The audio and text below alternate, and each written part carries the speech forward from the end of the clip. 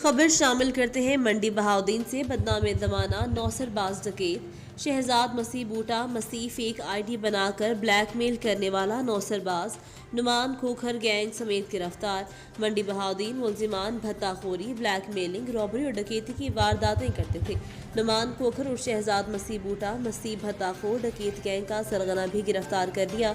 सरका बिलजबर की वारदातें भी की। इस ग्रोह को माफिया जराइम पेशा लोगों ने अपने मजमूम मकासद के लिए इस्तेमाल किया। इंतजामिया, सिविल सोसाइटी, शरीफ लोगों की पगड़ियां उछालने वाले ग्रोह के सरगना नुमान तारिक और उसकी फैमिली पर उससे पहले भी कई संगीन मुकदमात हैं, जिनमें सरे फहरिस्त गुभा खाना चलाने से लेकर बीवी से मनशियात फरोशी और धंधा भी शामिल है। याद है कि इस ग्रोह में खवातीन समेत कई बदनाम जमाना नेहाल शुरफा भी शामिल हैं, जिनका मकसद साबिक डीपीओ मोहम्मद नासिर खान सयाल के खिलाफ मुहिम था। वजायनात माफिया और बड़े बड़े मनशियात फरोश कानून चिकन अफराद का कारोबार बंद था। अपनी फेसबुक आईडी शहजाद मसीह बूटा मसीह बनाकर शरीफ शहरियों को ब्लैकमेल करता था।